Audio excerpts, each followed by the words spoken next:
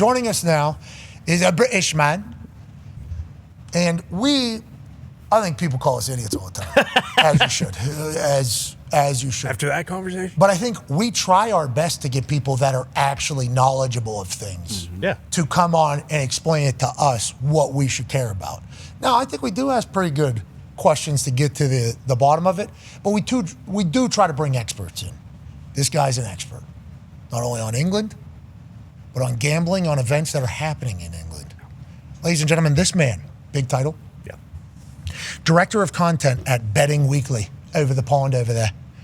Game, bet, match. Yeah. Ladies and gentlemen, Nigel Seeley. Yeah, Thank you very much for that very, very, very warm welcome. Thank you very much. Long time no speak, Pat. How you doing, mate? I'm great, and I forgot how great that accent is until this moment right now. You sound spectacular. Let's get right into it here. Wimbledon's obviously happening. You have captivated not only your part of the world, but ours as well. ESPN broadcasting it all over the place. Next week, we're actually off because it's covering everything. It feels like the early story of this entire tourney is that a lot of favorites are losing. This is kind of the set. 4 out of the top 9 in the men, 3 out of the top 9 in the women's. It feels like, is that more parity or is it just the big stage getting people, Nigel?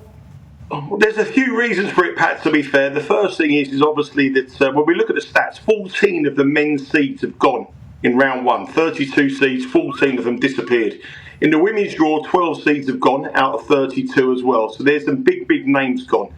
Let me just put it into some kind of context. If you went back through the last 10 years and you had $10 on every single player, in every single underdog in round 1, you would be losing $1,500 if you bet $10 on every single player in the last 10 years who was the underdog.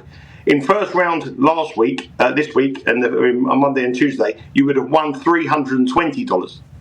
So this is the first time ever by gambling on the underdogs you would have made money. So this is a strange period of time.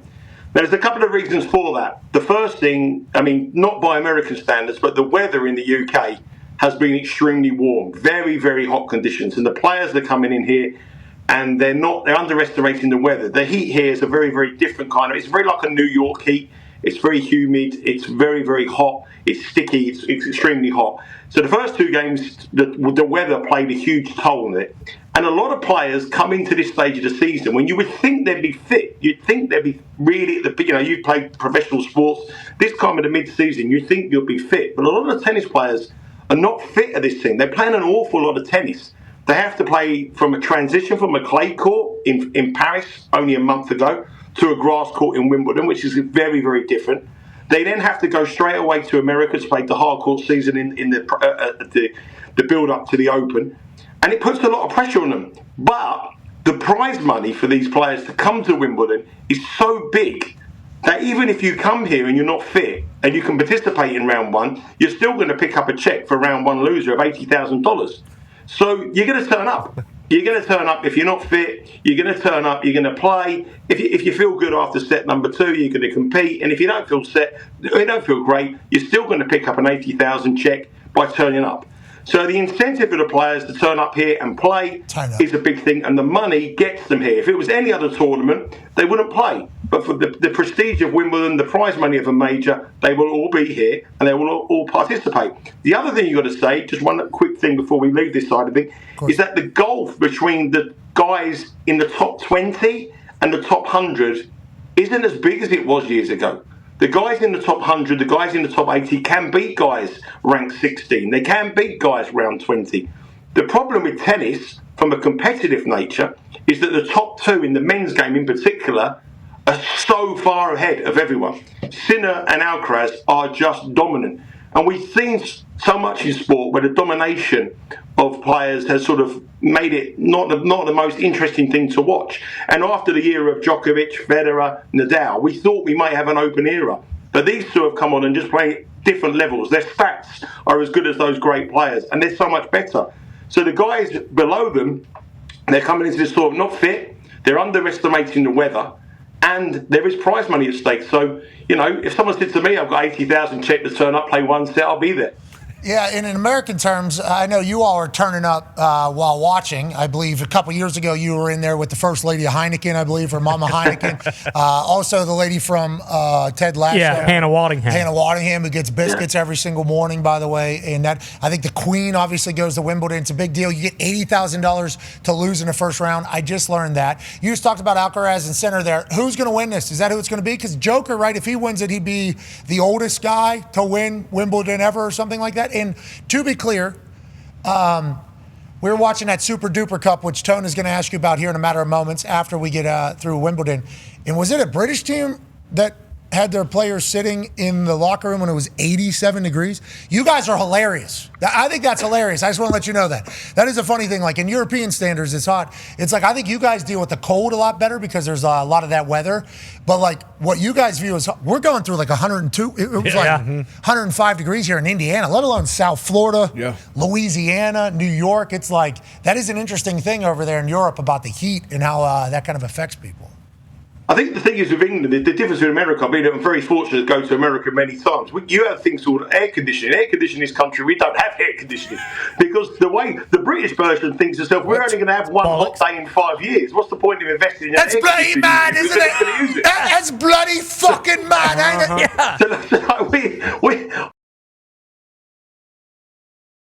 downstairs because we've got no fan, no air conditioning, and my wife said today, should we go and buy an air conditioner? What's the point of that? We're not going to use it for 5 years. That's crazy. Okay, I just learned a lot. I get it. Shout out to you guys. Like, we kind of got an Amish group over here that kind of does the same, but you guys, obviously, internet and everything.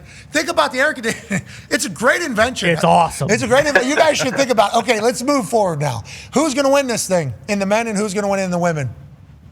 Well, I think if you look at the men's draw, Carlos Alcaraz has been given a very, very favourable draw. And everything is about the bracket in this tournament. You know, you've got an easy bracket. Alcaraz come through a really, really tough match against Fabio Fognini in round one. But again, it takes time to transition from a clay court to a grass court. He's a slow starter traditionally. Last year when he won Wimbledon, he got better as the tournament went on. You would expect a legend of the game or a player who's at the top of his game like Alcaraz on a winning run to have a bad day at the office. That was all it was, a bad day at the office. He's playing a young British guy now. He's 2 sets to love up. He's going to beat him. This is a big stage for the young British guy. He's not going to compete. The draw is opened up. I cannot see Carlos Alcaraz not getting to the semi-finals, where hopefully he will play the American #1 Taylor Fritz, who come through a bit of a tough match last night against Mpetsi Perigard, the biggest server in the men's game.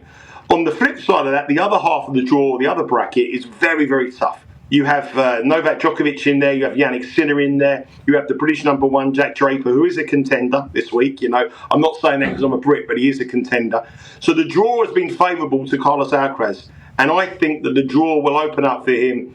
I believe that he will, you know, he's played a 5-set match. He's had his bad day. I think he's going to get better and better as the tournament goes on. John McEnroe famously said, you want to just play your best tennis as you go through the tournament. You have a bad day in the first week, go on and go forward. And I think Carlos Alcaraz will be the man to beat. 3 times on the trot. Yannick Sinner will be his finalist, I think. I can't see anything other than the top 2 playing, and I think they'll compete. On the women's side, it's much more competitive.